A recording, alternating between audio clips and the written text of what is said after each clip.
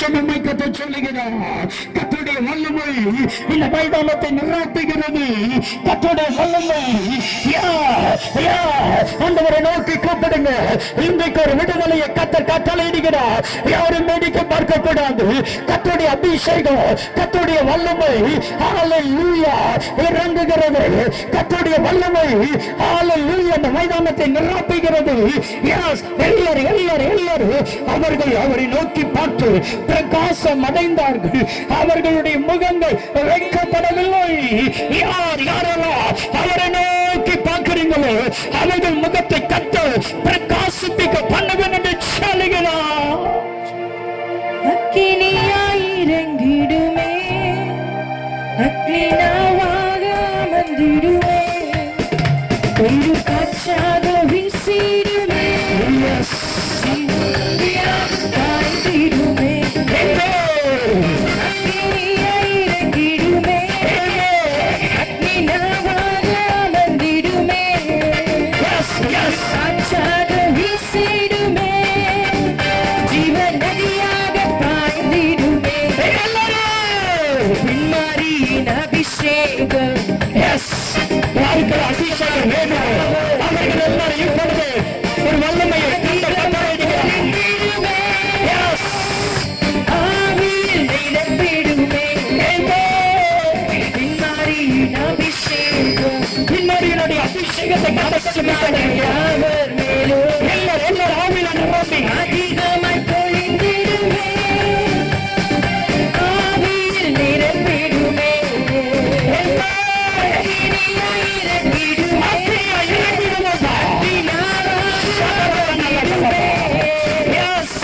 காற்றாக வீசிடுமே, ஜீவ நதியாக பாய்ந்திடுமே.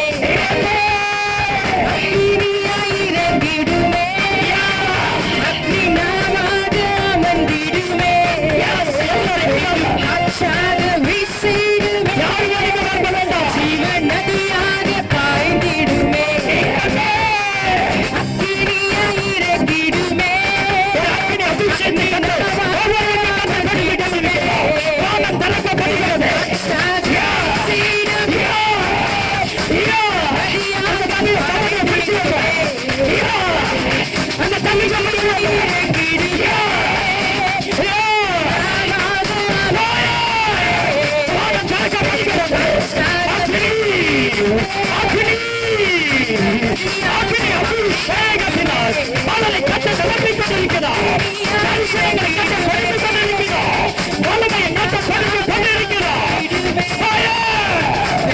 காற்றாக வீசிடுமே, ஜீவ நதியாக பாய்ந்திடுமே. பின்மாரியின் அபிஷேகம் மாம்சமான யாவர் மேலும் யாரும் வேடிக்கை பார்க்க வேண்டாம். இவங்க ஆவின் வல்லமையை கண்டு கொடுத்து கொண்டிருக்கிறார். ஆவின் வரங்களை கண்டு கொடுத்து கொண்டிருக்கிறார். கட்டுக்கொள்ளுங்க.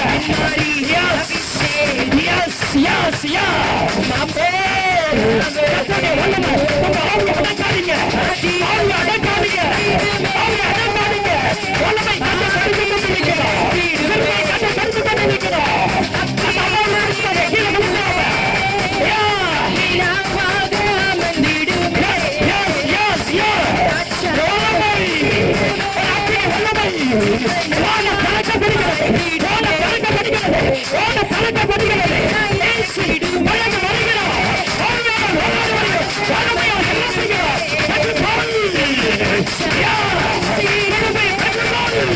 ஜீவ நதியாக பாய்ந்திடுமே.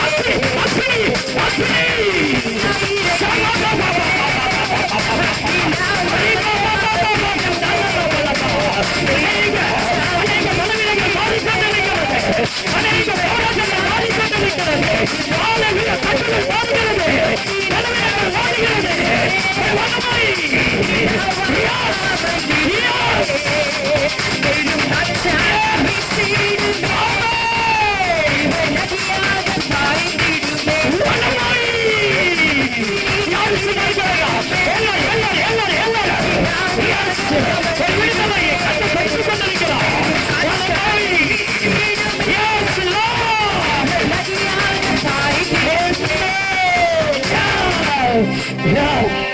ஒரு மகிமை ஆவியானவர் எனக்கு சொல்லுகிறார்.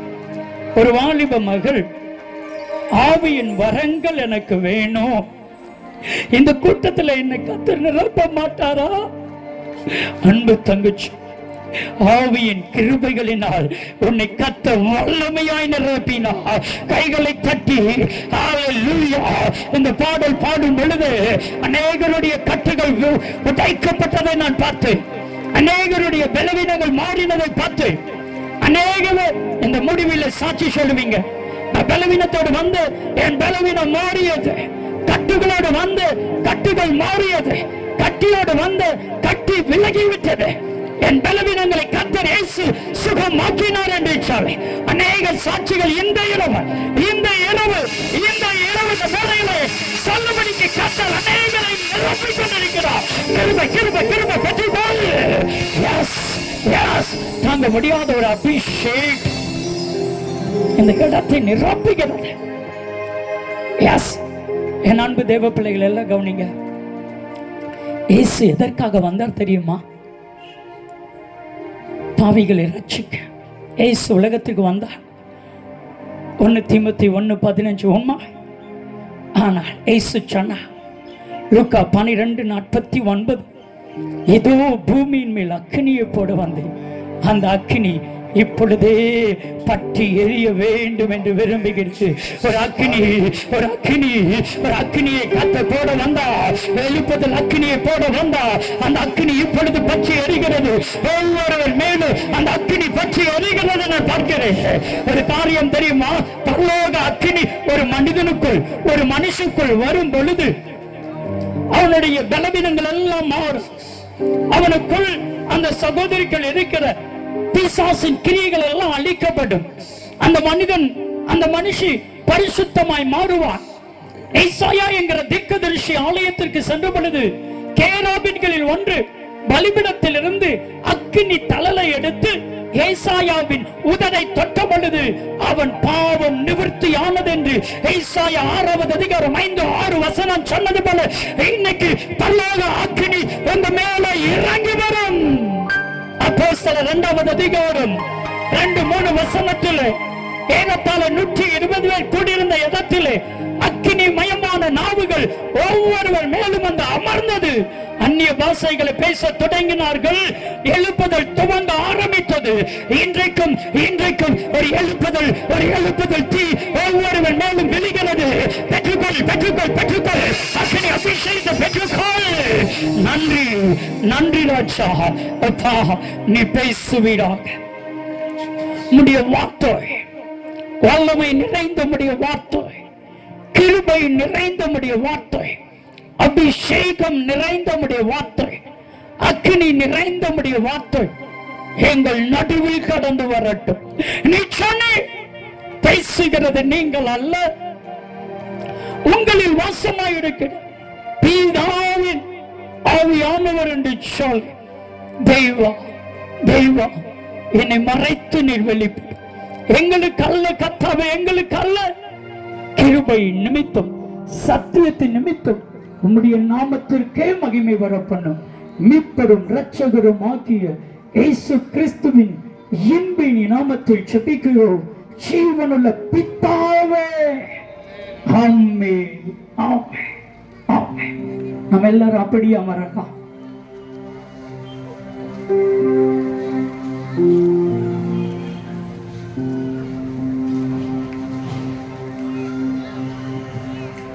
உண்மையாகவே என் இருதயம் கர்த்தருக்குள் மிகுந்த மகிழ்ச்சி அடைகிறது. ஏனென்றால் இது ஒரு பப்ளிக், ஒரு பஸ் ஸ்டாண்ட்.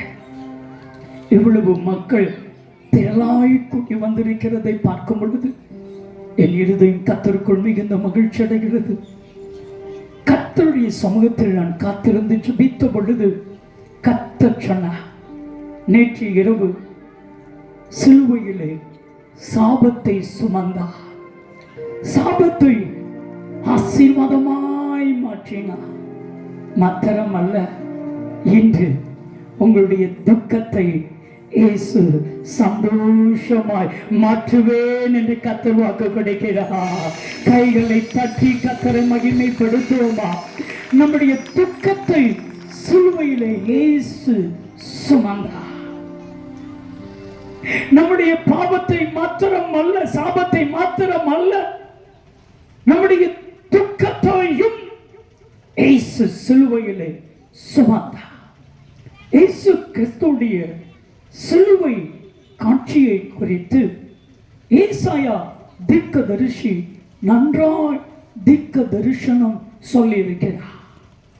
ஏசாயா தீர்க்க தரிசன புத்தகம் 53வது அதிகாரம் 4ஆம் வசனத்திலே சிலுவை மரணத்தை குறித்து ஏசாயா தீர்க்க தரிசனமாய் சொல்லிக் கொண்டு வரும் பொழுது, அந்த சிலுவையை குறித்து சொல்லும் பொழுது ஏசாயா 53:4வது வசனத்தை வாசிக்கும் பொழுது, மெய்யாகவே மெய்யாகவே அவர் நம்முடைய பாடுகளை ஏற்றுக்கொண்டு நம்முடைய பாடுகளை ஏற்றுக்கொண்டு சுமந்தார், நம்முடைய துக்கங்களை சுமந்தார்.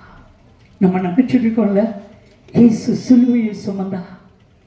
சிலுவையை மாத்திரம் அல்ல,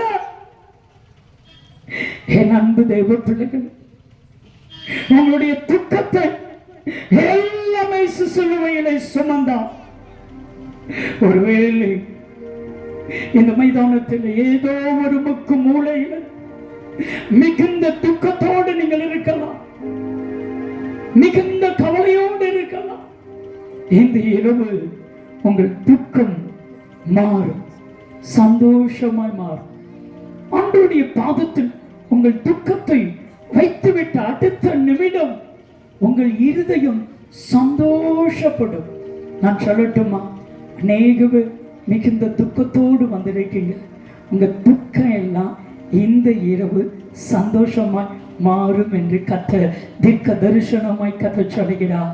கைகளை தட்டி கர்த்தரை மகிமைப்படுத்துவீர்களா? இங்க இருக்கிற யாரும் துக்கத்தோடு அல்ல, மிகுந்த மிகுந்த மகிழ்ச்சியோடு போகிறீங்க. எது உங்களை துக்கப்படுத்துகிறதோ அதை ஆண்டவருடைய பாதத்தில் வைத்து விடுங்கள். வேதம் சொல்கிறது, கர்த்தராகிய இயேசு கிறிஸ்து சொன்னார். யோவான் 16வது அதிகாரம் 20ஆம் வசனத்தை வாசிக்கும் பொழுது வேதம் இப்படி சொல்கிறது, மெய்யாகவே மெய்யாகவே மெய்யாகவே நான் உங்களுக்கு சொல்லுகிறேன், நீங்கள் அழுது புலம்புவீர்கள். இந்த உலகம் நம்ம எல்லாம் அழுது புலம்பும் பொழுது இந்த உலகமோ சந்தோஷப்படும், சந்தோஷப்படும். நீங்கள் துக்கப்படுவீர்கள், நீங்கள் துக்கப்படுவீர்கள். ஆனாலும் உங்கள் துக்கம் சந்தோஷமாக மாறும். நீங்க துக்கப்படுவீங்க, ஆனாலும் உங்க துக்கம் சந்தோஷமாய் மாறும். ஒருவேளை துக்கத்தோடு இந்த நீங்க கூட்டத்திற்கு வந்திருப்பீர்களே, ஆனால் உங்க துக்கத்தை எல்லாம் இயேசு சுமந்து விட்டார். உங்களுடைய துக்கத்தை இயேசு சந்தோஷமாய் மாற்றுவேன் என்று இயேசு வாக்கு கொடுக்கிறார். எத்தனை அதை விசுவாசிக்கிறீங்க? ஹல்லேலூயா. இந்த இரவு உங்களுடைய துக்கம் சந்தோஷமாய் மாறணுமா? சிலுவை அண்டை வாருங்கள், உங்க துக்கம் சந்தோஷமாய் மாறும். இயேசு சொன்னார், மெய்யாகவே மெய்யாகவே நான் உங்களுக்கு சொல்கிறேன், நீங்கள் அழுது புலம்புவீர்கள், இந்த உலகம் சந்தோஷப்படும். என் அன்புக்குரியவர்களே, நாம் எப்பொழுதெல்லாம் அழுது புலம்புவோமோ அப்பொழுது பாழாய் போன இந்த உலகம் சந்தோஷப்படும். ஆனால் சொல்றார், என் அன்பு மகனே, என் அன்பு மகளே, அப்படியே துக்கத்திலேயே உங்களை மூழ்கடிக்க விட மாட்டேன். உங்க துக்கம் சந்தோஷமாய் மாறும். ஒரு 15 வருஷங்களுக்கு முன்னாடி திருநெல்வேலியில NGO காலனியில ஒரு கூட்டத்திற்காக நான் அழைக்கப்பட்டிருந்தேன். 3வது நாள் நான் எல்லாருக்கும் ஜெபிப்பது வழக்கம். ஃபர்ஸ்ட் 2 நாள் யாருக்கும் ஜெபிக்க மாட்டேன், கடைசி நாள் எல்லாருக்கும் ஜெபிப்பது வழக்கம். எல்லாரும் ஜெபிக்க வந்திருக்கிறாங்க, எல்லாருக்காக ஜெபிச்சுக்கிட்டு இருக்கிறேன். ஒரே ஒரு சின்ன மகள் ஒரே ஒரு சின்ன மகள் தேம்பி தேம்பி அழுகிறார். எனக்கு ஏன் அழுகிறா, எது நிமித்தம் அவளுக்கு கண்ணீர், கேட்டு ஜெபிக்கணும்னு ஒரு ஆசை. நான் கேட்டேன், பாப்பா நீ என்ன படிக்கிறன்னு கேட்டேன். அவ 6th படிக்கிற, 6வது வகுப்பு படிக்கிறன்னு சொன்ன. 6வது வகுப்பு படிக்கிற அந்த சின்ன தங்கச்சிக்கு என்ன கவலைன்னு கேட்டேன். அவ இதுக்கு என்ன சொன்னா தெரியுமா? அண்ணே கூட்டம் முடிஞ்சா, இனி உன்னை பார்க்க முடியாதா?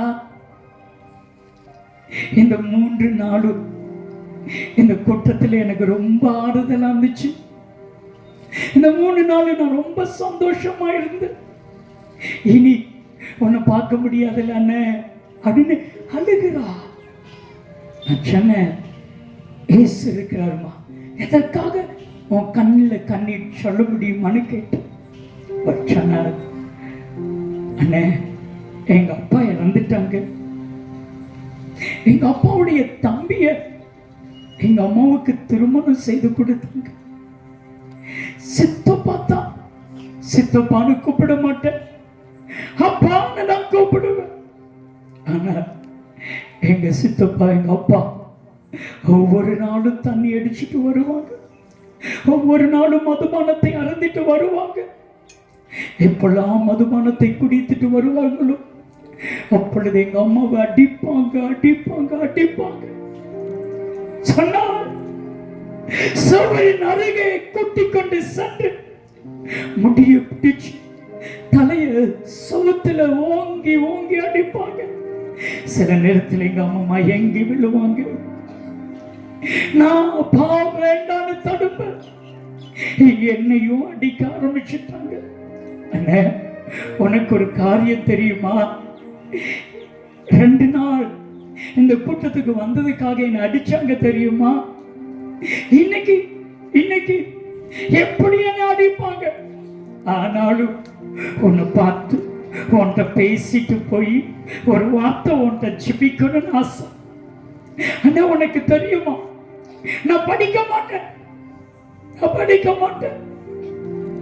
ஏன்னா நான் புக்கை எடுத்து படிச்சுட்டு இருக்க சில மதுபானத்தை அருந்திட்டு எங்க அப்பா வந்தா, இவ்வளவு நேரம் உட்கார்ந்து படிச்சுட்டு இருக்க, தூங்கு தூங்கி நேரத்துல படிக்கிறேன்னு சொல்லி அடிப்பாங்க.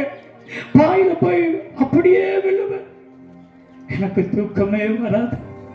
எங்க டீச்சர்லாம் கேட்பாங்க, ஏன் பிள்ளை நீ ஏங்கிக்கிட்டே இருக்கிற, ஏன் உனக்கு ஏக்கமா வருது? தெரியாது. ஏங்கி ஏங்கி அழுது அழுது ஸ்கூல்ல போகும் கூட எனக்கு ஏக்கமா இருக்கும். எங்க அப்பா வர்ற நேரத்துல நான் தூங்கிட்டு இருக்கன்னு கூட பார்க்க மாட்டேன். உச்சி மடியை பிடிச்சு தூக்கி எழுப்புவாங்க. இப்பவுமே தூங்கிட்டேன், உட்கார்ந்து பாடி. அண்ணே என் புக்கை பார்த்து பாரு, அதுல எல்லாம் தண்ணீர் துளிகளா இருக்கும். நான் படிக்கவே மாட்டேன். இப்பெல்லாம் எங்க அப்பா வர்ற சத்தம் கேட்டா பாத்ரூம்க்கு போய் ஒழிச்சுக்கிடுவேன்னு. எனக்கு தெரியுமா எத்தனையோ இரவு நான் பாத்ரூம்குள்ளேயே தூங்கி இருக்க தெரியுமா? சொல்லும் பொழுது என் இருதயம் மிகுந்த துக்கத்தினால் நிரம்பி, என்னையும் அறியாமல் என் கண்களிலே கண்ணீர். ஆண்டவரை பார்த்து சொன்னேன், அப்பா 6வது வகுப்பு படிக்கிற செல்ல தங்கையுடைய துக்கத்தை மாற்ற மாட்டீரோ? மாற்றம்.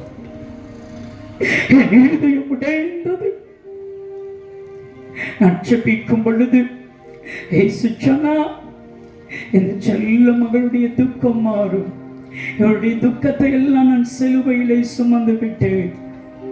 நான் ஜெபிக்கும் பொழுது கண்ணீர் சொட்டு சொட்டாய் அன்பு தங்கையுடைய கண்களிலே வடிந்தது. நான் ஜெபித்து நான் அனுப்பினேன். அதற்கப்புறம் மற்றவர்களுக்கு ஜெபிக்கும் பொழுதெல்லாம் என் இருதயம் பாரத்தினால் நிரம்பினது. என் மனைவிடத்துல போய் சொன்னேன், இப்படி ஒரு சின்ன பொண்ணு ரொம்ப துக்கத்தோடு வந்திருந்தான். என் மனைவியும் ஜெபிக்க ஆரம்பித்தார்கள். நாங்கள் அந்த பொண்ணை மறைக்கவே மாட்டோம். தினம் தினம் அந்த பொண்ணுக்காக ஜெபிக்க ஆரம்பித்தோம். ஒரே ஒரு காரியம், அந்த சின்ன மகளுடைய துக்கம் சந்தோஷமாய் மாற வேண்டும், துக்கம் மாற வேண்டும். கண்ணீரோடு கூட ஜெபம் பண்ணினோம். ஒரு 6 மாதம் கழித்த பின்பு ஒரு கடிதம் ஒன்று வந்தது. இன்னல் லெட்டர். அதை ஓபன் பண்ணி பார்த்தா கண்ணீர் துளிகளாக இருந்தது. அந்த கண்ணீர், அந்த லெட்டர் முழுவதும். எனக்கு படிக்கிறதுக்கு பயம்.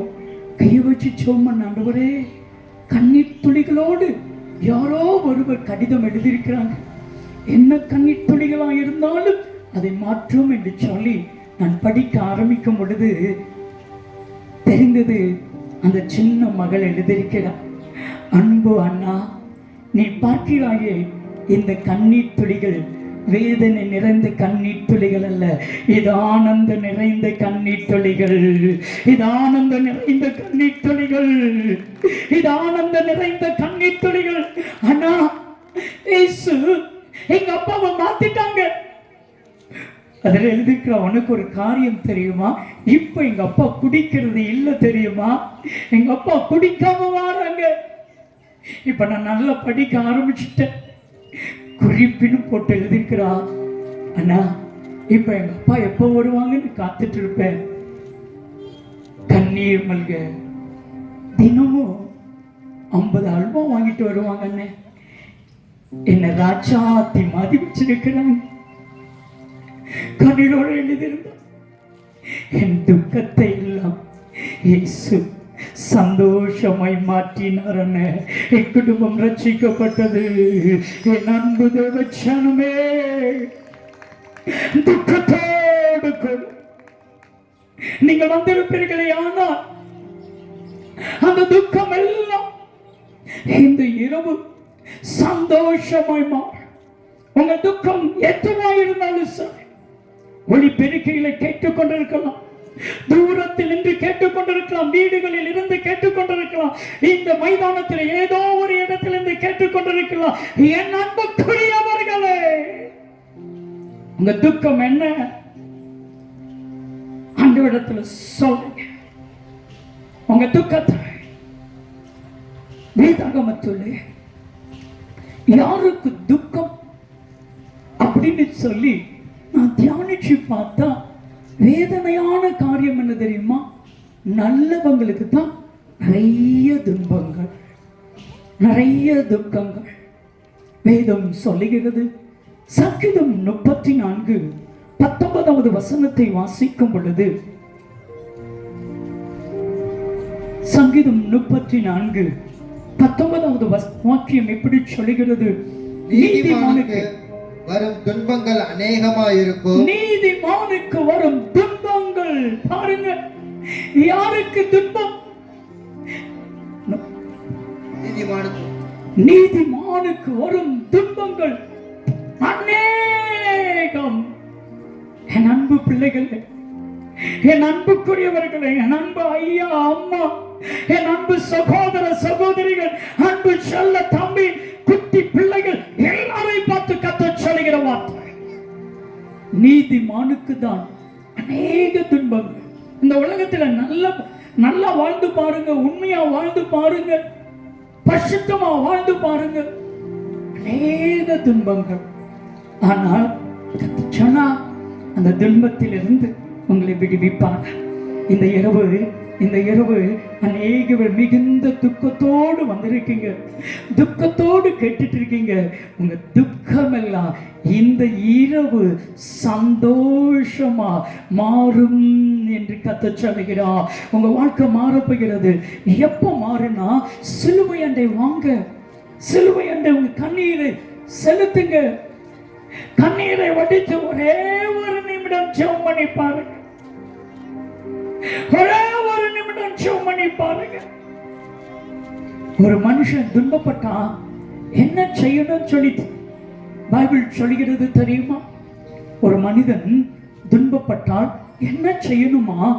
யாக்கோபின் புத்தகம் 5வது அதிகாரம் 13வது வாக்கியத்தை வாசிக்கும் பொழுது, யாக்கோப்பு நிருபம் 5வது அதிகாரம் 13வது வசனம் சொல்கிறது,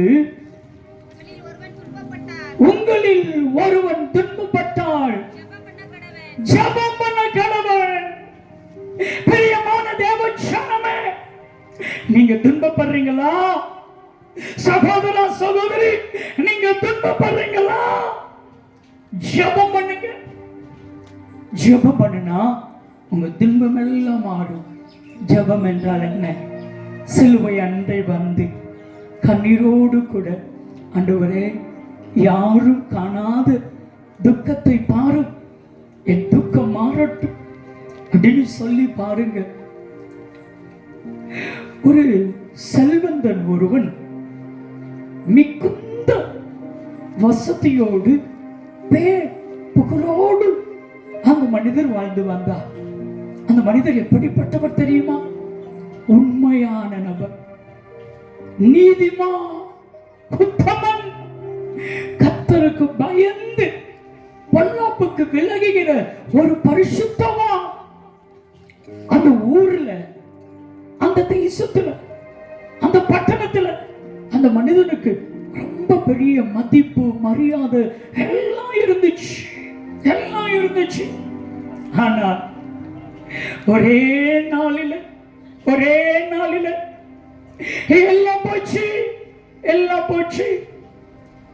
சொல்லுவாங்கல்ல, வாழ்ந்து கெட்டவர்கள் நல்லா வாழ்ந்துட்டு ஒண்ணு இல்லாம போனா அத போல கொடூரமான காரியம் ஒண்ணு இல்ல. கண் பார்வை நல்லா தெரிஞ்சிச்சு, திடீர்னு கண் பார்வை தெரியாம போச்சுன்னா எவ்வளவு துன்பம் இருக்குமோ அவ்வளவு. செல்வ சீமான் கோடீஸ்வரன், ஒரே நாள் எல்லாம் போனது. அரண்மனையில் இருந்தவன் குப்பை மேட்டுக்கு வந்துட்டான். இதை கேள்விப்பட்ட அவனுடைய ஃப்ரெண்டு 3 பேர் அவனுக்கு கொஞ்சம் ஆறுதல் சொல்லுவோன்னு சொல்லி அவனை தேடி வராங்க. நமக்கு எப்போ ஆறுதல் தேவை தெரியுமா? நம்ம எப்போ துன்பப்படுவோமோ அப்பதான் ஆறுதல் தேவை. எப்போ நம்ம மனசு வேதனைப்படுமோ அப்பதான் ஆறுதல் நமக்கு தேவை. இந்த நண்பர்கள் ஆறுதல் சொல்றதுக்காக வந்தாங்க. தூரத்தில் அவனை பார்க்கிறாங்க, தூரத்துல பார்த்துட்டாங்க. ஐயோ, இவனா? உருவமே தெரியலையே, ஒரு தெரியலையே. தங்களுடைய சால்வைய, தங்களுடைய அங்கிகளை, தங்களுடைய ட்ரெஸ்ஸை கிழிச்சு புழுதி மண் இருக்கு பாத்தீங்களா, அதை அப்படியே தலையில தூத்தி போட்டுட்டு வானத்தை பார்த்து சத்தமிட்டு வா என்று அழுகிறாங்க. கிட்ட வராங்க, ஒரே ஒரு காரியம் பார்க்கிறாங்க. அவனுடைய துக்கம் மகா கொடிய துக்கம். அவனுடைய துக்கம் சாதாரண துக்கம் அல்ல, மகா கொடிய துக்கம் என்று கண்டு ஒருத்தர் பேசல. நீங்க தரையில உட்கார்ந்து இருக்கீங்க பாத்தீங்களா? உண்மையாவே அந்த ஐயா தரையில உட்கார்ந்து இருக்கிறாங்க, வயசான அம்மால உட்கார்ந்து இருக்கிறாங்க. என்னால தரையில உட்கார முடியாது. எனக்கு ஆசை, எனக்கு தரையில உட்கார்ந்து சாப்பாடு கொடுத்தா பனிஷ்மெண்ட் மாதிரி. சில பேருக்கு தரையில உட்காரவே முடியாது, என்னால தரையில உட்கார முடியாது. உண்மையாவே ஐயா அம்மா நீங்களாம் பாக்கியவாங்க. உண்மையாவே சொல்றேன், மனசார சொல்றேன். அப்படியே தரையில உட்கார்ந்துட்டு ஒரு வார்த்தையும் பேசல. 1 நாள், 2 நாள், 3 நாள், 4 நாள், 5, 6, 7 நாள் ஒரு வார்த்தை பேசல. இப்ப நான் எவ்வளவு பெரிய துக்கம் வேதம் சொல்லுகிறது. யோபுவின் புத்தகம் 2வது அதிகாரம் 12, 13 வசனத்தை வாசிக்கும் பொழுது, அவர்கள் தூரத்தில் வருகையில் தங்கள் கண்களை ஏறெடுத்து பார்த்தபோது அவனை உரு தெரியாமல் சத்தமிட்டு அழுது அவரவர் தங்கள் சால்வையை கிழித்து, சால்வைகளை கிழிச்சு வானத்தை பார்த்து தங்கள் தலைகள் மேல் புழுதியை தூற்றிக்கொண்டு, யானை மாதிரி தலைமையிலேயே புழுதியை தூத்தி போட்டு வந்து அவன் துக்கம் மகா கொடிய துக்கம் என்று கண்டு, மகா கொடிய துக்கம் என்று கண்டு ஒருவரும் அவனுடைய ஒரு வார்த்தையையும் பேசாமல் இரவு பகல் 7 நாள் அவனுடைய கூட தரையிலே உட்கார்ந்திருந்தார்கள். இன்றைக்கு நான் சொல்றேன், இன்றைக்கு நான் உங்களை பார்த்து சொல்றேன், இந்த இடத்துல உட்கார்ந்திருக்கீங்க, தரையில உட்கார்ந்திருக்கீங்க, சேர்ல உட்கார்ந்திருக்கீங்க, கொடிய துக்கத்தோடு உட்கார்ந்திருக்கீங்க. உங்க துக்கம் எவ்வளவு பெரிய கொடிய துக்கமா இருந்தாலும் இந்த இரவு சிலுவை அண்டை வாருங்கள், உங்கள் துக்கமெல்லாம் அப்படியே மாறும். ஒருவன் துக்கப்பட்டால் ஜெபம் பண்ணுங்க. கடைசி ஜெப வேளையில் உங்கள் துக்கத்தை எல்லாமே சந்தோஷமாய் மாற்றும். துக்கம் எல்லாம் மாற போகிறது. யோபுவே, நீங்கள் கேட்டால், யோபு உன்னுடைய துக்கம் எப்படிப்பட்டதுன்னு கேட்டால் யோபு என்ன சொல்லுவான் நினைக்கீங்க? சொல்லுவான், என் துக்கம் யாருக்குமே சொல்லி முடியாத துக்கம். யோபுவின் புத்தகம் 6வது அதிகாரம் 3வது வசனத்தை வாசிக்கும் பொழுது வேதம் எப்படி சொல்லுகிறது? யோபு 6:3வது வசனத்தை வாசிக்கும் பொழுது, அப்பொழுது அது கடற்கரை மணலை பார்க்கிலும் பாரமாயிருக்கும். கடற்கரை மணலை பார்க்கிலும் பாரம். ஆகையால் என் துக்கம் சொல்லி முடியாது. என் துக்கம் சொல்லி முடியாதது. ஆனா ஒருவன் துக்கப்பட்டா என்ன செய்யணும்? என்ன செய்யணும்? யோபு ஜெபம் பண்ணினா. யோபு ஜெபம் பண்ணினா. ஆண்டவராகிய தேவன் சொன்னா, உன் சிநேகிதருக்காக ஜெபம் பண்ணு. யோபு, யோபுவின் புத்தகம் 42:10வது வாக்கியத்தை வாசிக்கும் பொழுது, யோபு தன் சிநேகிதருக்காக வேண்டுதல் செய்த போது கர்த்தர் அவன் சிறையிருப்பை மாற்றினார்.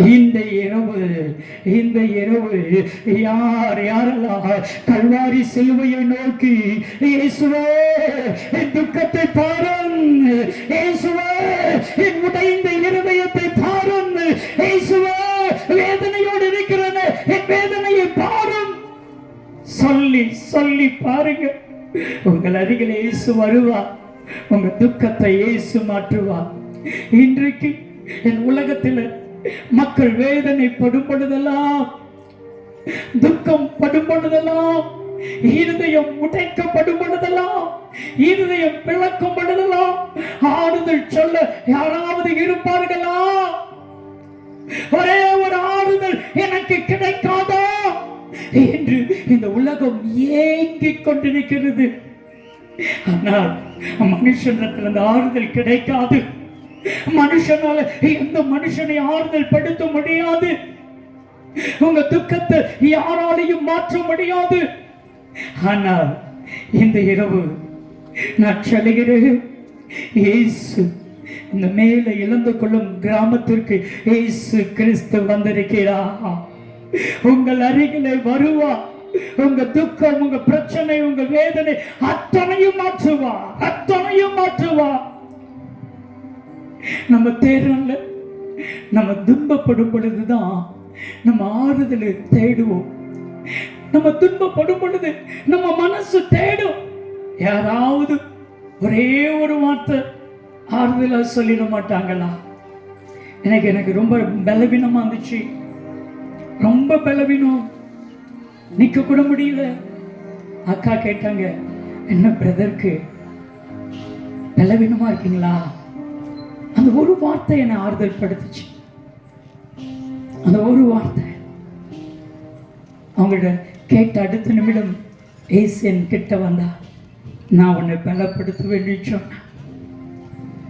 நான் 8 மணி வரைக்கும் என்னால் எந்திரிக்க முடியல. எப்படி நான் இங்க பிரசங்கம் பண்ண முடியும்? நான் அல்ல, ஏசு. நீங்கள் அல்ல, ஏசு. எப்பொழுதெல்லாம் உங்கள் இருதயம் உடைக்கப்படுமோ உங்கள் அருகில் இயேசு வருவார். பிரியமானவர், சங்கீதம் 69:19-20 வசனத்தை வாசிக்கும் பொழுது பக்தன் தாவீது இப்படியாய் புலம்புகிறார். தேவரே, என் நிந்தையையும் என் நிந்தை, என் வெட்கத்தையும் என் வெட்கம், என் அவமானத்தையும் அறிந்திருக்கிறேன். என் சத்துருக்கள் எல்லோரும் உமக்கு முன்பாக இருக்கிறார்கள். நிந்தை நிந்தை என் இருதயத்தை பிளந்தது. என் இருதயத்தை பிளந்தது. நான் மிகவும் நான் வேதனைப்படுகிறேன். மிகவும் துக்கப்படுகிறேன். நான் மிகவும் வேதனைப்படுகிறேன். எனக்காக பரிதபிக்கிறவன் உண்டோ என்று எனக்காக, காத்திருந்தேன். நல்ல கவனிங்க, எனக்காக பரிதபிக்கிறவன் உண்டோ என்று காத்திருந்தேன். ஒருவனும் இல்லை. ஒருவனும் இல்லை. தேற்றுகிறவர்களுக்கு காத்திருந்தேன். தேற்றுகிறவர்களுக்காக காத்திருந்தேன். ஒருவனையும் காணேன். ஒருவனையும் காணேன். நீங்க துன்பப்படும் பொழுது உங்களை தேற்றுவதற்கு, ஆறுதல் சொல்வதற்கு ஒருவரும் வரமாட்டார்கள். ஒருவரும் வரமாட்டார்கள். சில ஆண்டுகளுக்கு முன்னாடி திருநெல்வேலியில செல்வி என்கிற திருமண மண்டபத்தில் ஒரு திருமணத்திற்கு என்னை என் மனைவியை அழைத்திருந்தார்கள். நாங்க தான் கேக் கட் பண்ணணும். அந்த திருமணத்துக்கு நான் போய் ஃப்ரண்ட் ரோல உட்கார்ந்திருக்கிறேன். சொந்த பந்தம் எல்லாம் மேடையில் இருக்கிறாங்க. ஆனால் ஒரே ஒரு மகனை அந்த மேடைகளை காணவில்லை. நான் அந்த சொந்தக்காரங்களை கூப்பிட்டு, ஒரு பொண்ணை கூப்பிட்டு, ஏமா சுசீலாவை காங்கல மேடையில, ஏன் அவ மட்டும் இல்லை? அவர் மாப்பிள்ள எல்லாம் இருக்கிறாங்க, அவளை காங்கல. சொன்னா அவ முகமே சரியில்லைன்னு, அவ துக்க முகத்தோடு இருக்கிறான். அவ ரொம்ப துக்கமா இருக்கிறான். பின்னாடி அழுதுகிட்டே உட்கார்ந்து இருக்கிறான். நான் சொன்னேன், அவளை கூப்பிடுன்னு கூப்பிட்டேன். வர சொல்லி சொன்னேன். அவள் வந்தாள். முகமெல்லாம் அடிச்சு வீங்கி போயிருக்கிறது. கண்கள் எல்லாம் சிவந்து போயிருக்கிறது. திரும்பி திரும்பி அழுது கொண்டே வந்தாள். என் அருகே உட்கார வைத்து, ஏம்மா ஏன் அழுகிற? சொன்னா, திருமணமாகி 7 வருஷம் ஆச்சு, குழந்தை இல்லை. எங்க அத்தை, நீ திருமண வீட்டுக்கு வரக்கூடாது, எந்த சாமானையும் தொடக்கூடாது, தூக்கக்கூடாது, எதிலையும் நிற்க கூடாது. நீ ராசி இல்லாதவள், நீ இந்த குடும்பத்துக்கு ஆகாதவள் என்று எவ்வளவு வேதனைப்படுத்த முடியுமோ, எவ்வளவு துக்கப்படுத்த முடியுமோ, எவ்வளவு கஷ்டப்படுத்த முடியுமோ, நீ மேடைக்கு வரக்கூடாது என்று சொல்லி என்னை அவமானப்படுத்திட்டாங்க. நம்ம மூத்த மருமகள், நான் இல்லைன்னா அந்த குடும்பத்துக்கு தான் அவமானம் சொல்லிட்டு தான் நான் நிற்கிறேன்னு நான் சொன்னேன். அவ்வளவுதானே. 2 கையை நீட்டி, இயேசுவே என் துக்கத்தை மாற்றும் அப்படின்னு சொல்லி ஒரு சின்ன ஜெபமணிவியான்னு கேட்டேன். 2 கைகளையும் ஏந்தினார். இயேசுவே என் துக்கத்தை பாரும், என் துக்கத்தை மாற்றும். அவளுடைய சொட்டு சொட்டாய் வடிகிற கண்ணீர் பட்டுச்சேடையில அப்படியே வடிகிறது. சாரி முழுவதும் கண்ணீர் துளிகள். நான் சொன்னேன், சுசி நீ போய் முகத்தை நல்லா கழுவிட்டு வந்து என்கிட்ட உட்கார விடுச்சேன்னு. இனி நீ துக்க முகமா இருக்கக்கூடாது. எப்படி இருக்கக்கூடாது? நான் உங்களை பார்த்த ஒரு வார்த்தை சொல்லட்டுமா? எல்லாரும் சிரிச்ச முகமா இருப்பீங்களா? இந்த இரவில் இருந்து உங்களுடைய முகம் ஹல்லேலூயா துக்க முகமா இருப்பது இல்லை. இனி நீங்கள் துக்க முகமா இருப்பது இல்லை. 1 சாமுவேல் 1:15 அன்னாள் தன் இருதயத்தை ஊற்றி ஜெபம் பண்ணினார். 1 சாமுவேல் 1:18 பின்பகுதியிலே அன்னாள் ஜெபம் பண்ணின பின்பு துக்க முகமா இருக்கவில்லை. நான் சொல்லுகிறேன், இங்க இருக்கிற அநேகருடைய துக்கத்தை கத்த மாற்ற போகிறார். அவ வேகமா போனா அப்படி முகத்தை கழுவிட்டு அவ ஹேண்ட்பேக்ல பவுடர்லாம் வச்சிருப்பா போல இருக்குது. பவுடர்லாம் போட்டுட்டு வந்து ஜம்முன்னு உட்கார்ந்தா. இப்பொழுது கேக் கட் பண்றதுக்காக கிராஸ் டிவி பிரதர் ஜெய்சிலன், உங்களுடைய மிஸ்ஸஸ் ஜெய்சிலனை மேடைக்கு அழைக்கிறோன்னு சொன்னாங்க.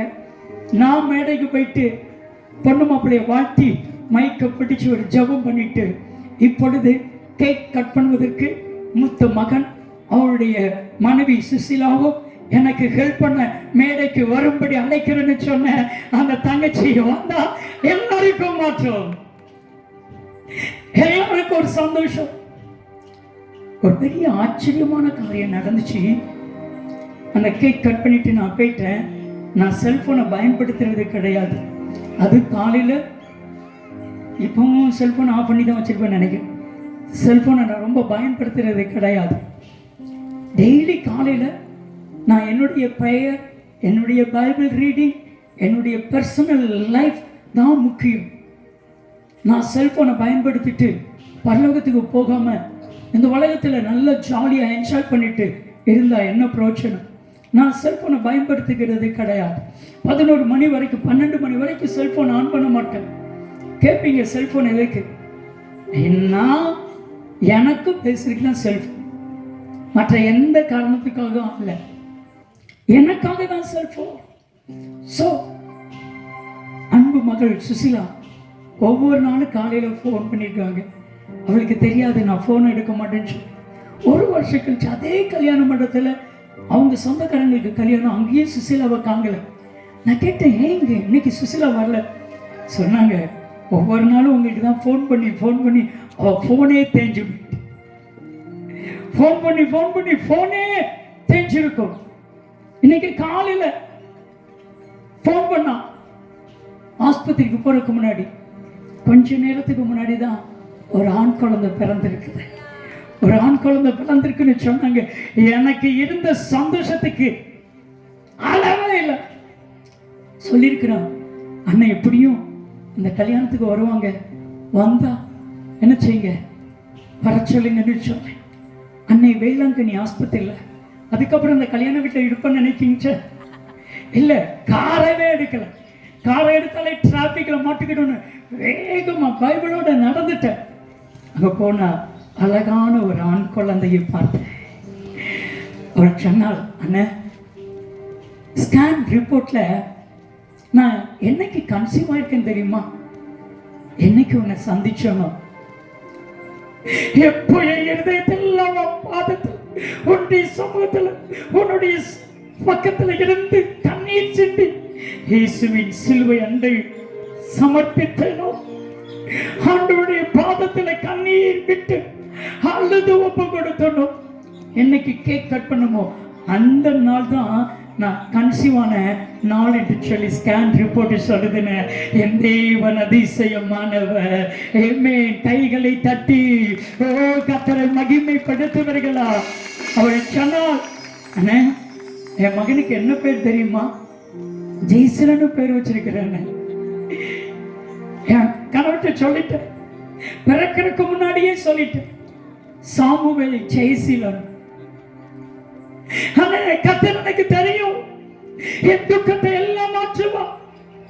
என் அன்பு தெய்வ பிள்ளைகளே, உலகம் உங்களை அவமானமாய் எண்ணுகிறதோ, உலகம் உங்களை காயப்படுத்துகிறதோ, உலகம் உங்களை கஷ்டப்படுத்துகிறதோ, உலகம் உங்களை வேதனைப்படுத்துகிறதோ, உங்களுடைய துக்கத்தை எல்லாம் இந்த இரவு இயேசு சந்தோஷமாய் மாற்றப் போகிறார். எத்தனை பேர் விசுவாசிக்கிறீங்க? எத்தனை பேர் நம்புறீங்க? இன்னைக்கு நம்ம சிலுவை அண்டை வந்திருக்கிறோம். பழைய பாடல்கள் இப்ப அநேக பேர் பாடுறது இல்லை. பழைய பாடல் ஒன்று உண்டு, சிலுவையின் நிழலில் அனுதினமடியான் சாய்ந்து இல்லை பாரிடுவேன், சிலுவையின் அன்பின் மறைவில் கிருபையின் இனிய நிழலில் அத்துமன் நீசரின் அருகில் அடைகிறேன் ஆறுதல் மனதில். உண்மை நான் சொல்லட்டுமா? சிலுவை அண்டை வரும் பொழுது உங்களையும் அறியாமல் ஒரு தெய்வீக ஆறுதல் உங்கள் இருதயத்தை தொடும், உங்கள் இருதயத்தை நிரப்பும், உங்களுடைய கண்ணீர் எல்லாம் துடைக்கப்படும்.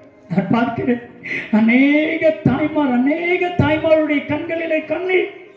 ஒருவர் கூட அங்கிட்டு இங்கிட்டு அசையாம அப்படியே கர்த்தருடைய வார்த்தையை கேட்டுட்டு இருக்கீங்க. இந்த இரவு எத்தனை துக்கம், எத்தனை துன்பம் உங்க வாழ்க்கையில இருந்தாலும் சிலுவை அண்டை வரும் பொழுது உங்கள் துக்கத்தை எல்லாமே சுமற்றும். துக்கத்தை இயேசு சுமந்து விட்டார், நீங்கள் சுமக்க வேண்டாம். இன்றைக்கு குறித்து வச்சுக்கோங்க, இந்த நாளை குறித்து வச்சுக்கோங்க. இன்றைக்கு சிலுவையின் அடிவாரத்தில் கண்ணீர் சிந்துகிற இந்த நாளை குறித்து வைத்துக் கொள்ளுங்கள். நான் சொல்கிறேன், வேதம் சொல்கிறது, ஏசாயா 60:20, உங்க துக்க நாட்கள் முடிந்து போயின. இந்த இரவு, எல்லாரும் சொல்லுங்களேன், இந்த இரவு என்னுடைய துக்க நாட்கள் என்ன செஞ்சு முடிஞ்சு போய்விட்டது. எல்லாரும் கைகளை தட்டி கர்த்தரை மகிமைப்படுத்துவீர்களா? துக்க நாட்கள் முடிந்து விட்டது. இதுவரை இருந்த துக்கத்தை இயேசு சந்தோஷமாய் மாற்றுகிறார். சில ஆண்டுகளுக்கு முன்னாடி தொண்டி என்கிற கடற்கரை கிராமம், இது விவசாய கிராமம். இது என்ன கிராமம்? ஏனென்றால் இதை சுற்றிலும் விவசாய இடங்கள். ஆகையால் இந்த கிராமத்துக்கு பெயர் என்ன? விவசாய கிராமம். அந்த தொண்டி என்கிற அந்த ஊருக்கிட்ட எங்க பார்த்தாலும் கடற்கரை, அது கடற்கரை கிராமம். அந்த தொண்டி என்கிற கடற்கரை கிராமத்திலே ஒரு சீஃபுட் கம்பெனியை திறந்து வைப்பதற்காக நான் சென்றிருந்தேன். அந்த கம்பெனியை திறந்து வைத்தேன். அந்த முதலாளி சந்திரன் அவர்கள் என்னை பார்த்து சொன்னாங்க, பிரதர், இந்த மக்கள்லாம் கடல்ல வாழ்ற பாவப்பட்ட ஜனங்கள், இவங்களுக்கு உலகமே இந்த கடல் தான். நீங்க கடலை பார்த்திருக்கீங்களா? அவங்க வாழ்க்கையே கடலுக்குள்ள தான் இருக்கும். என் அன்பு தங்கை சொன்னாங்க, இயற்கை சீற்றங்கள், ஆழ்கடலுக்குள் இருக்கிற மீன்கள் எல்லாம் வெளியே வந்து கொண்டிருக்கிறது. இந்த உலகம் அழிவை நோக்கி போய் கொண்டிருக்கிறது. கர்த்தருடைய வருகை எப்ப இருக்கும் என்று சொல்லி தெரியாது. கர்த்தருடைய வருகை சமீபமாக இருக்கிறது. கடலிலேயே வாழக்கூடிய மக்கள், உங்களை போல தெய்வ மனிதர்கள் இந்த ஊருக்கு வருவது அரிது. ஒரு 10 நிமிஷம் ஆண்டோடைய வார்த்தையை நீங்க பிரசங்கிக்க முடியுமான்னு கேட்டாங்க. மைக் கிடையாது. ஆனால் அந்த இடத்தில் நின்று 10 நிமிடங்கள் ஆண்டவருடைய வார்த்தையை சொன்னேன். அவ்வளவுதான். அவங்க கண்களில் கண்ணீர் வடிய ஆரம்பித்து, நின்ன இடத்துல எல்லாம் சொட்டு சொட்டா கண்ணீர் துளிகள். பிரசங்கம் முடிஞ்சிச்சு, ஒருத்தரும் போகல. சொன்னாங்க, ஐயா, இந்த கம்பெனியை திறந்து வைப்பதற்காக கர்த்தர் உங்களை அழைச்சிட்டு வரல. நாங்க துக்கத்தோடு இருந்தோம். எங்க துக்கத்தை மாத்திரக்காக தான் கர்த்தர் உங்களை அழைச்சிட்டு வந்தாரு. சொன்னாங்க, படகு ஒண்ணு கடலுக்குள்ள போச்சு. 12 நாள் ஆச்சு. அந்த படகுல அந்த படகு வரல.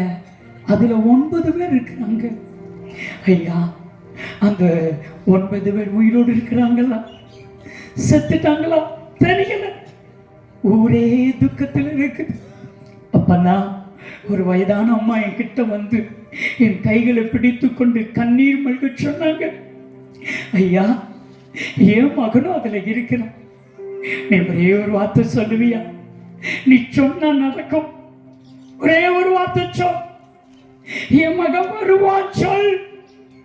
இன்னும் 15 நாள் அவனுக்கு கல்யாணம் நடக்கும். சொல் சொல் சொல் என்று சொன்னார்கள். நான் எப்படி சொல்ல முடியும்? படகு காணாமல் போய் 12 நாள் ஆச்சு. அரசாங்கம் போய் தேடி பார்த்துட்டு படகு காணலன்னு வந்துட்டு நான் எப்படி சொல்ல முடியும்? அந்த தாயார் சொல்றாங்க, என் மகன் வருவான், கல்யாணம் நடக்கும், சொல் சொல். என் கைகளை பிடித்து அசைத்து அசைத்து ஆட்டி குளிக்கிட்டு சொல்றாங்க, சொல். எனக்கு சொல்வது தெரியாமல் தவித்து நின்ற பொழுது இயேசு என் அருகிலே தோன்றினார். இயேசு என் அருகிலே வந்தா, ஜெய்சிலன் சொல், தாயாரை பார்த்து சொல், துக்கம் சந்தோஷமாய் மாறும், உன் மகன் வருவான், கல்யாணம் நடக்கும், சொல் என்று சொன்ன. ஆண்டவர் சொல்லிட்டா சொல்லிடலாம்ல. அவர் சொல்லிட்டா சொன்னா ஆகும். சங்கீதம் 33:9, என்னாகமம் 23:19, 1 சாமுவேல் 15:29. அவர் சொன்னால் நடக்கும். மார்க்கு 10:27. இது மனுஷனால் கூடாததுதான், தேவனால் கூடாதது அல்ல. தேவனால் எல்லாம் கூடும். எரேமியா 32:27. என் தேவனால் செய்யக்கூடாத அதிசயமான காரியம் ஒன்றுமில்லை. எரேமியா 32:17. தேவனால் கூடாத காரியம் ஒன்றுமே இல்லை. லூக்கா 1:37. தேவனால் எல்லாம் கூடும். ஆண்டவரால் எல்லாம் கூடும். ஆண்டவர் சொன்னதை சொன்னேன். அம்மா, உங்க மகன் வருவாமா, கல்யாணம் நடக்கும், உங்க துக்கெல்லாம் சந்தோஷமா மாறும் சொல்லி சொல்லி முடிப்பதற்குள் அந்த தாயா, வயதான தாயா என்னை இறுக கட்டி பிடித்து கொண்டு அழுதார்கள். கண்ணீரோடு சொன்னாங்க, இயேசு வருவான், என் பிள்ளைய கூட்டிக் கொண்டு வருவான். இயேசு நம்ம துக்கத்தை எல்லாம் சந்தோஷமா பார்த்துட்டாரு. யாரும் அழாதீங்க. அந்த அம்மாவுக்கு அவ்வளவு ஒரு விசுவாசம், அவ்வளவு ஒரு நம்பிக்கை.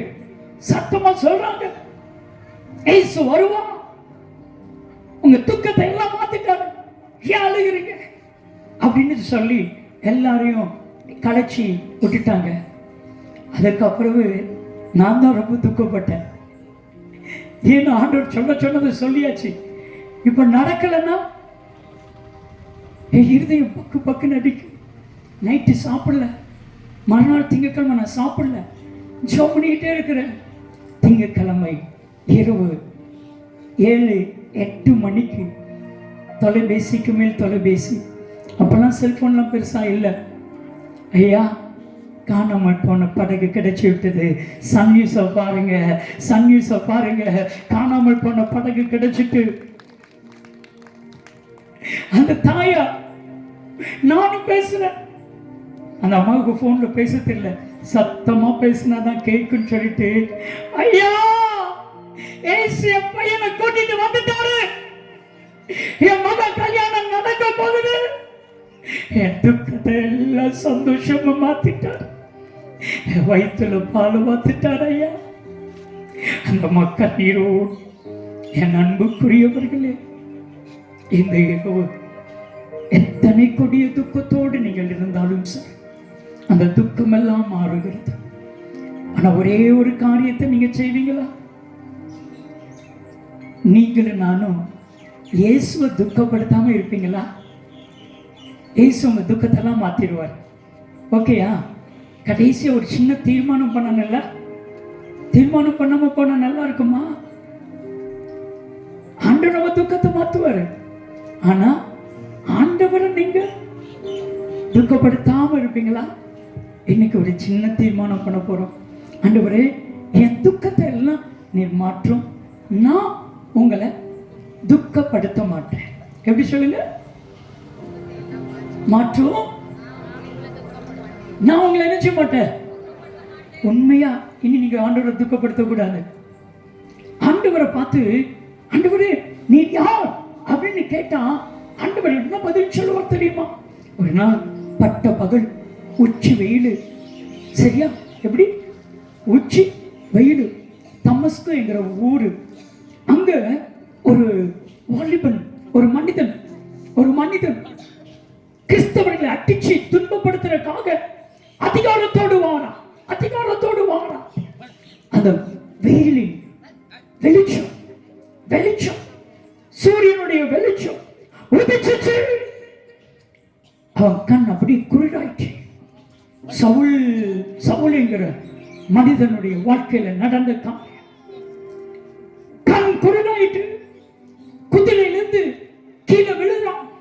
குதிரையை ஓட்டணும்னா ஒரு வீரனால தான் முடியும். குதிரையிலிருந்து கீழே விழுகிறான். அப்பொழுது அவன் கேட்கிறான், என்கிட்ட பேசுறே, நீர் யார்? வேதம் சொல்லுகிறது. அப்போஸ்தலர் 9வது அதிகாரம் 6வது வசனத்தை வாசிக்கும் பொழுது, அதற்கு அவன், ஆண்டவரே நீர் யார் என்றான். அதற்கு கர்த்தர், நீ துன்பப்படுத்துகிற இயேசு நானே. எனக்கு உங்க துக்கத்தெல்லாம் கத்து மாத்துறாரு இல்ல, உண்மை இல்ல? ஆனா ஆண்டவரை நம்ம துக்கப்படுத்தலாமா? ஆண்டவரை துன்பப்படுத்தலாமா? இயேசு சொல்றாரு, நீ துன்பப்படுத்துகிற இயேசு. இந்த இரவு ஒரே ஒரு சின்ன தீர்மானம் பண்ண போகிறேன். ஆண்டவரே, உம்மை துக்கப்படுத்த மாட்டேன், உம்மை துன்பப்படுத்த மாட்டேன். எத்தனை பேர் சொல்றீங்களோ அத்தனை பேருடைய வாழ்க்கையையும் கர்த்தர் ஆசீர்வதிப்பா. என்னிலிருந்து ஆண்டவரே நாம துன்பப்படுத்த மாட்டேன்னு சொல்லி பாருங்க. என் அன்புக்குரியவர்களே, வேதம் வேதம் தெளிவா சொல்லுகிறது. வேதம் தெளிவா சொல்லுகிறது. இயேசு நம்மகிட்ட ஒன்னே ஒண்ணுதான் கேட்கிறாரு. ஒன்னே ஒண்ணுதான் கேட்கிறாரு. காணிக்கை கேட்கல இயேசு. ஆண்டவர் எனக்கு ஆஸ்தியை கொடு, பலியை கொடு, எனக்கு இந்த செய், அது பண்ண நான் கேட்கல. ஆண்டவர் கேட்கிறார் என்ன தெரியுமா கேட்கிறாரு? என்னை நீ துக்கப்படுத்தாம இருந்த போதும், என்னை காயப்படுத்தாம இருந்த போதும், என்னை அவமானப்படுத்தாம இருந்த போதும், என்னை கஷ்டப்படுத்தாம இருந்த போதும். வேதம் சொல்லுகிறது ஏசாயா 43வது அதிகாரம் 24ஆம் வசனத்தை வாசிக்கும் பொழுது, ஏசாயா 43:24ஆம் வசனத்தை வாசிக்கும் பொழுது, நீ எனக்கு பணங்களால் சுகந்த பட்டையை கொள்ளாமலும் உன் பலிகளின் நிலத்தினால் என்னை திருப்தியாக்காமலும், என்னை நீ திருப்தியாக்க வேண்டாம், உன் பலி செலுத்த வேண்டாம், பாவங்களினால் என்னை சங்கடப்படுத்தி, நல்ல கவனிங்க, நல்ல கவனிங்க, நம்முடைய பாவத்தால் இயேசுவை சங்கடப்படுத்தி, உன் அக்கிரமங்களினால் என்னை வருத்தப்படுத்தினாய், துன்பப்படுத்தினாய், வருத்தப்படுத்தினாய், அக்கிரமத்தினால் என்னை வருத்தப்படுத்தினாய். ஆண்டவர் சொல்றாரு, என்னை நீ சங்கடப்படுத்துற, என்னை நீ வருத்தப்படுத்துற, என்னை துக்கப்படுத்துற, என்னை சங்கடப்படுத்த மாட்டியா, என்னை வருத்தப்படுத்த மாட்டியா, என்னை துன்பப்படுத்த மாட்டியா? இயேசு கேட்கிறாரு. இன்னைக்கு ஒரே ஒரு சின்ன டீல். இயேசு உங்கள் துக்கத்தெல்லாம் மாற்ற போகிறார், உண்மை. ஆனா ஆண்டவரே, உங்களை நான் துன்பப்படுத்த மாட்டேன். நல்ல கவனிங்க, கிறிஸ்தவர்கள் யாரையும் துன்பப்படுத்த மாட்டாங்க. நம்மெல்லாம் யாரையும் என்ன செய்யக்கூடாது? துன்பப்படுத்தக்கூடாது. உண்மையாகவே நீங்க எல்லாரும் கவனிக்கிறத பார்த்தா விடிய விடிய பிரசங்கம் பண்ணிக்கலாம், முழு இரவு ஜெபமே நடத்திடலாம். ஆனா 5 நிமிடத்தில் நான் முடிச்சு உங்களுக்கு ஆட்சேபிக்க போகிறேன். எனக்கு ஒரு சின்ன தீர்மானம், உங்க துக்கம்லாம் சந்தோஷமா மாறப்போகுது. ஆனா நீங்களும் நானும் இயேசுவையே சந்தோஷப்படுத்தக்கூடாது, இயேசுவையே சந்தோஷப்படுத்தக்கூடாது, இயேசுவையே துக்கப்படுத்தணும். ஒரு காரியம் தெரியுமா? இயேசுவை துக்கப்படுத்துறது யார் தெரியுமா? இயேசுவை அறியாதவர்கள் அல்ல, இயேசுவை அறிந்தவர்கள். இயேசுவை வேதனைப்படுத்துகிறது யார்? இயேசுவை அறிந்தவர்கள். இன்னும் உங்களை பார்த்து சொன்னா, இயேசுவை சிலுவையில் அறைகிறது யார் தெரியுமா? ஆவியின் அபிஷேகத்தை பெற்றவர்கள், பரம ஈவை ருசி பார்த்தவர்கள், இனி வரும் உலகத்தினுடைய பலனை அனுபவித்தவர்கள், ரட்சிக்கப்பட்டவர்கள், அபிஷேகம் பண்ணப்பட்டவர்கள். இயேசுவை சிலுவையில் அறைகிறோம். ஆண்டவரே, இனி நீங்க துக்கப்படுத்த மாட்டேன்னு சொல்லி பாருங்க. ஒரே ஒரு வசனத்தை வாசித்து உங்களுக்கான அனுப்பிக்க போகிற ஒரு சம்பவத்தை சொல்லி, எபிரேயர் 6வது அதிகாரம் 5-6 வசனத்தை வாசிக்க கேட்கலாம். எபிரேயர் 6வது அதிகாரம் 5-6 வசனத்தை நாம் வாசிக்க கேட்கலாம். வேதம் இப்படி சொல்லுகிறது, தேவனுடைய நல் வார்த்தையையும், நல் வார்த்தை. இன்னைக்கு 2 நாள் நேற்று இன்னைக்கும் நல்ல வார்த்தையை கேட்டீங்களா? கேட்டீங்களா கேட்கலையா? ஆமே. உங்க முகத்துல சிரிப்போடு சந்தோஷத்தோட ஏமே ஆண்டோடைய வார்த்தையை கேட்டீங்க. நல் வார்த்தையை கேட்டும் இனிவரும் உலகத்தின் பலன்களையும் ருசி பார்த்தும், இனி ஒரு உலகம் வரப்போகுது, பரலோக ராஜ்யம் வரப்போகிறது, அதனுடைய பலனை ருசி பார்த்தும் மறுதலித்து போனவர்கள் தேவனுடைய குமாரனை தாங்களே மறுபடியும் சிலுவையில் அறைந்து, ஐயோ, மறுபடியும் சிலுவையில் அறைந்து அவமானப்படுத்துகிறபடியால், போதும். சிலுவையில் அறைகிறது மாத்திரமல்ல, இயேசுவை துக்கப்படுத்தி அவமானப்படுத்துகிறோம். என் அன்பு தெய்வ பிள்ளைகளே, இன்னைக்கு ஒரு சின்ன தீர்மானம் பண்ண போகிறோம். ஆண்டவரே, நான் இனி உங்களை துக்கப்படுத்த மாட்டேன், உங்களை அவமானப்படுத்த மாட்டேன், உங்களை கஷ்டப்படுத்த மாட்டேன், உங்களை காயப்படுத்த மாட்டேன், சிலுவையில் அறைய மாட்டேன். ஆண்டவரே, ஆண்டவரே, என் கைகள் இனி உம்மை காயப்படுத்தாது. சொல்லி பாருங்க. நான் சொல்லட்டும், உங்க துக்கமெல்லாம் சந்தோஷமாய் மாறும். உங்க துக்கமெல்லாம் சந்தோஷமாய் மாறும். ஒரே ஒரு தீர்மானம், இனி நான் ஆண்டவரை அவமானப்படுத்தவே மாட்டேன். ஆமென். இனி ஆண்டவரை துக்கப்படுத்தவே மாட்டேன். வாயின் வார்த்தைகளினால், என் கண்ணின் காட்சிகளினால்.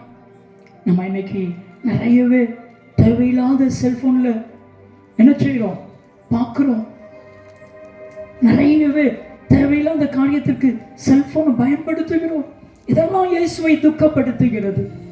பெற்றோரை அவமானமாய் பேசுகிறோம். பெரியவர்களுக்கு மதிப்பு மரியாதை கொடுக்கிறதில்லை. இதெல்லாம் இயேசுவை துக்கப்படுத்துகிறது. எனக்கு சொல்லுவீங்களா, ஆண்டவரே உம்மை துக்கப்படுத்த மாட்டேன்.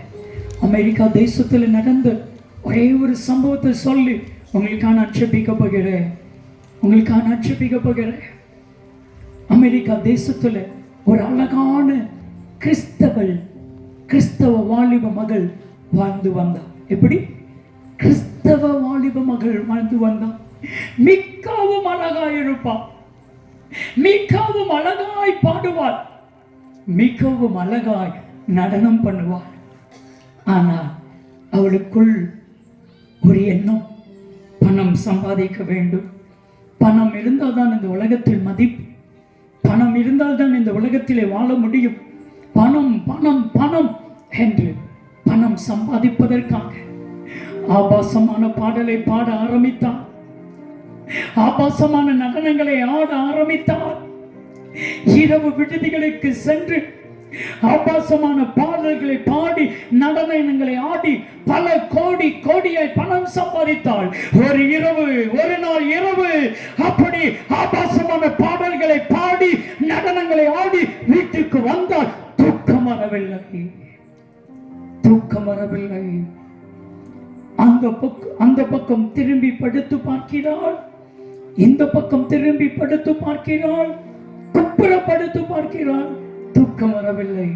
சரி, தூக்கம் வரும் வரைக்கும் டிவியை பார்க்கலாம் என்று டிவியை ஆன் பண்ணினாள். அங்கோ சிலுவை காட்சி. சிலுவையிலே இயேசு சிலுவையை சுமந்து வருகிற காட்சி, சிலுவையை சுமந்து வருகிற ஒரு காட்சி. அவள் கிறிஸ்தவளாய் இருந்தபடினா வேகமாய் டிவியை அணைத்து விட்டு, இந்த சிலுவை காட்சி எனக்கு தெரியாதா என்ன, கோபத்தோடு படுத்து விட்டார். கொஞ்ச நேரம் கழித்து ஒரு தரிசனம்.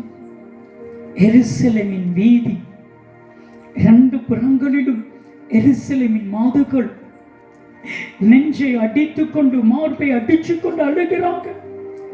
அங்கோ கோர சிலுவையை முள்கிரீடம் சுட்டப்பட்டவரா இயேசு சுமந்து வருகிறார். தள்ளாடி தள்ளாடி இயேசு சிலுவையை சுமந்து வருகிறார். அந்த கூட்டத்தின் நடுவில் இந்த கிறிஸ்தவ வாலிப மகளும் நிற்கிறார். இவள் அருகிலே இயேசு வரும் பொழுது ஒரு போர்ச்சேவகன் கொக்கிகள் பூட்டப்பட்ட சவுக்கை எடுத்து இயேசுவை அடித்தார். அந்த கொக்கிகள் இயேசுவுடைய சரத்திலே போய் மாட்டிக்கொண்டது. எலும்பிலே செய்யப்பட்ட கொக்கிகள், கூர்மையான கொக்கிகள் இயேசுவுடைய சரத்திலே மாட்டியது. மிஞ்சிய பலத்தினால் இழுத்தார். சதைகள் எல்லாம் பித்து கொண்டு வந்தது. அந்த சாட்டைகளை, 5 கொக்கைகள் பூட்டப்பட்ட அந்த சாட்டைகளை இயேசுவுடைய சரீரங்கள் அப்படியே தொங்கியது. இரத்தங்கள் சொட்டு சொட்டால் வடிய ஆரம்பித்தது. அது நடந்து முடிகிறதுக்குள்ளாக ஆணிகள் பூட்டப்பட்ட சூக்கால வச்சு ஒரு மனிதன் இயேசுவை வேகமாய் நடா என்று மிதிக்கிறார். இயேசு கோர பார சிலுவையோடு முள்கிரீடத்தோடு தரையில விழுந்தார். மீண்டும் அவன் மிதிக்க போன பொழுது இந்த சகோதரியால நிற்க முடியல, இந்த வாலிப மகளால தாங்க முடியல. அந்த போர்ச்சவருடைய பாதத்தை இறுக பிடித்து விட்டால் போதும் போதும். இயேசுவை துக்கப்படுத்தினது, இயேசுவை துன்பப்படுத்தினது, இயேசுவை வேதனைப்படுத்தியது, இயேசுவை சித்திரவதை படுத்தியது போதும், நிறுத்து. அந்த முகத்தை பார்த்த பொழுது அந்த போர்ச்சவனுடைய முகத்தில் இந்த வாலிப மகளுடைய முகம் தெரிந்ததா? புலம்பினாள். ஐயோ, நானா இயேசுவை சோக்கால் அடித்தேன், என் கால்களா இயேசுவை மிதித்தது. அப்படியே வேத்து விறுவிறுக்க அந்த பெட்டிலே அப்படியே முழங்கால் படியிட்டான். நானா நானா? அந்த இடத்துக்குள் சிகப்பு அங்கி அணிந்தவரா, முள் கிரீடம் சுட்டப்பட்டவரா, கோர சிலுவையை சுமந்தவரா இயேசு தத்ரூபமாய் அங்கு தோன்றினார். இயேசு சொன்னா, நீ தான் என்னை துன்பப்படுத்துகிறாய், நீ என்னை துக்கப்படுத்தாமல் இருப்பாயா? இதே ஒரே ஒரு வார்த்தை. இயேசு சொன்னா, நீ தான் என்னை துன்பப்படுத்துகிறாய், என்னை துக்கப்படுத்தாமல் இருப்பாயா? சொன்னா, ஆண்டவரே, நான் உம்மை துக்கப்படுத்த மாட்டேன். அந்த இடத்துல இயேசு மறைந்து விட்டார். ஆனால் இயேசுடைய இரத்தங்கள் அந்த இடத்துல சொட்டு சொட்டாக இருந்தது. இவள் வாழ்க்கை மாறியது. இயேசுவை சந்தோஷப்படுத்துகிற தெய்வ மனுஷியா அமெரிக்கா தேசத்திலே மாறிவிட்டார். அவள் சொன்னா, என் துக்கத்தை இயேசு மாற்றினார், என் இயேசுவை நான் துக்கப்படுத்த மாட்டேன் என்று ஒப்பு கொடுத்தா. என் அன்பு தெய்வ பிள்ளைகளே, இந்த இரவு உங்கள் துக்கம் மாறுவது உண்மை. ஆனால் உங்கள் துக்கத்தை இயேசு மாற்றப் போகிறார்.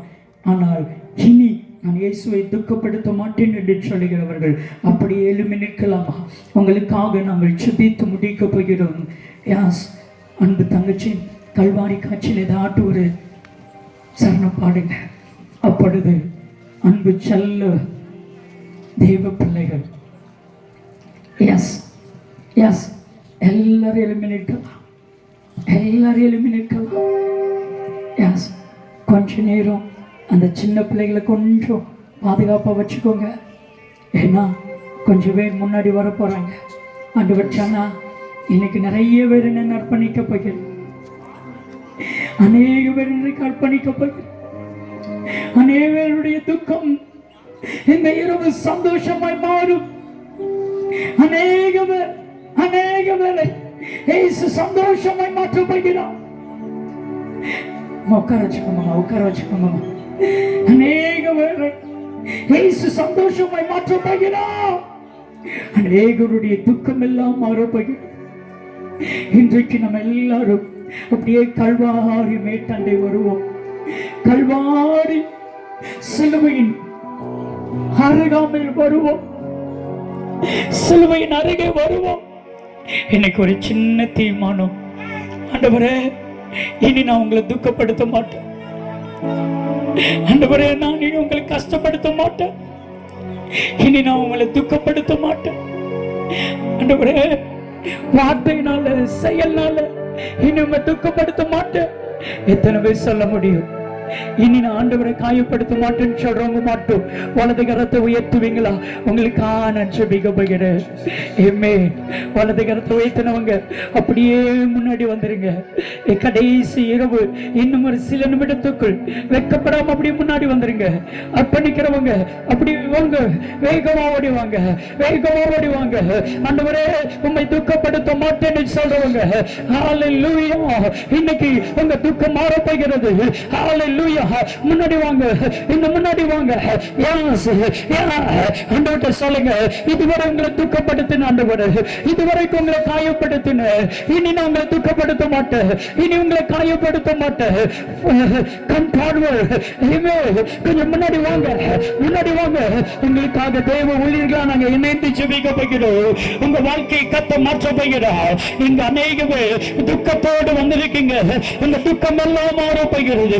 அநேகர் கண்ணீரோடு நிற்கிறீங்க. முதலாவது உங்க துக்கம் மாறணுமா? ஆண்டவர்கிட்ட சொல்லுங்க, ஆண்டவரே, இனி நான் உங்களை துக்கப்படுத்த மாட்டேன், இனி நான் உங்களை வேதனைப்படுத்த மாட்டேன், இனி உங்களை காயப்படுத்த மாட்டேன். ஹல்லேலூயா. இயேசு காயங்கள் பட்டார், உன்னக்கிரமங்கட்காய் அவர் நொறுக்கப்பட்டார். இயேசு நொறுக்கப்பட்டார். இயேசு காயங்களுடைய நிழல்களுக்காக உன்னக்கிரமங்கட்காய் அவர் நொறுக்கப்பட்டார்.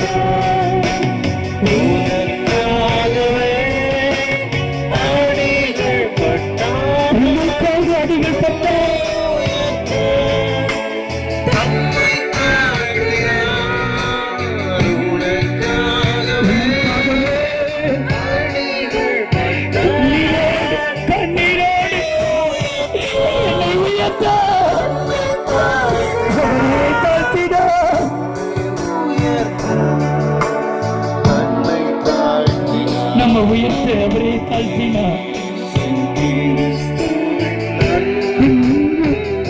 எல்லாரும் சிலுவை நன்மைகளை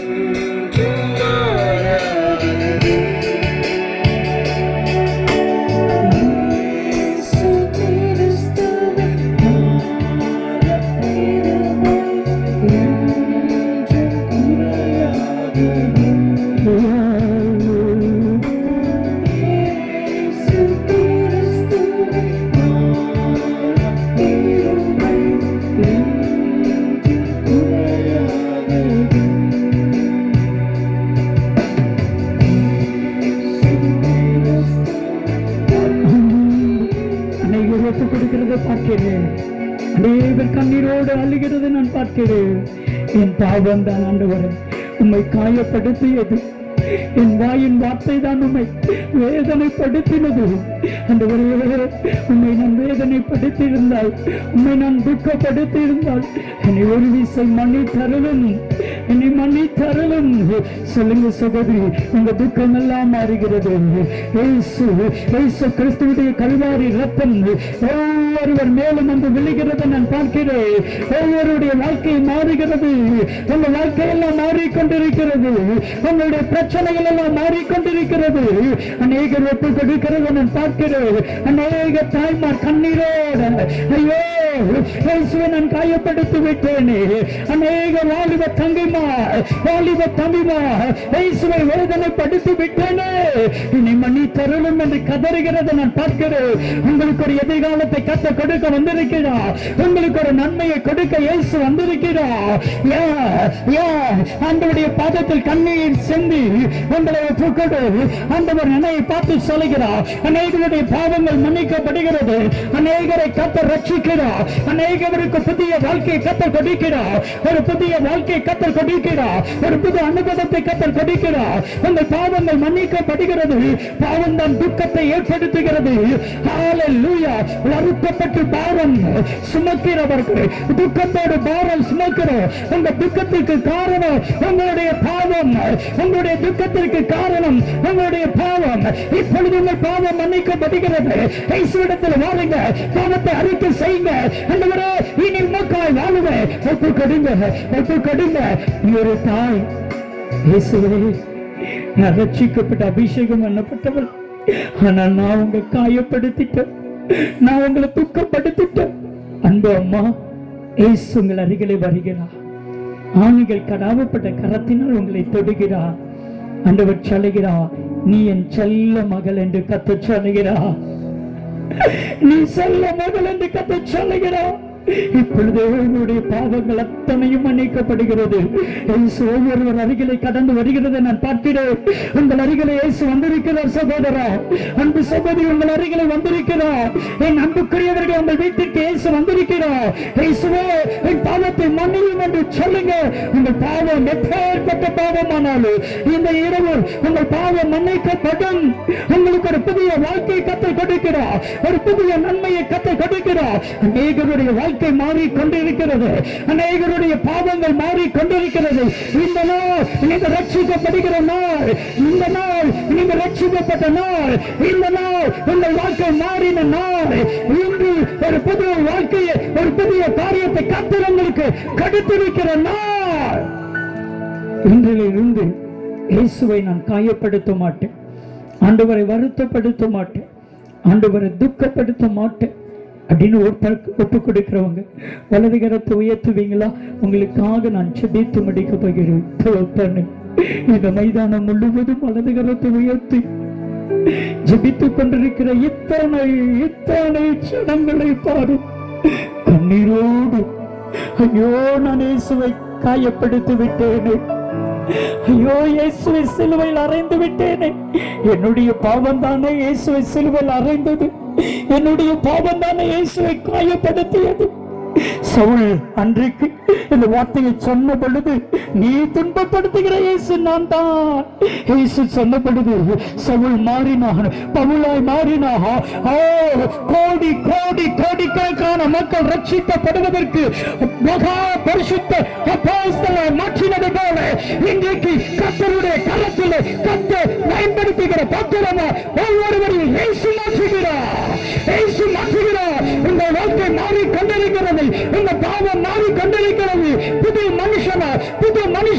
இயேசுங்களை மாற்றுகிறார். நன்றி ராஜா, நீ சொல்ல சொன்ன காரியத்தை சொன்னேன். அப்பிரயோஜனமான மனிதர் செய்ய வேண்டிய கடமையை செய்தேன். இவர்கள் ஒருவர் கூட துக்கத்தோடு போகக்கூடாது, சந்தோஷத்தோடு செல்லட்டும். இயேசுவை பரிசுத்தப்படுத்தினார் என்கிற ஒரு மாபெரும் உன்னத சந்தோஷம்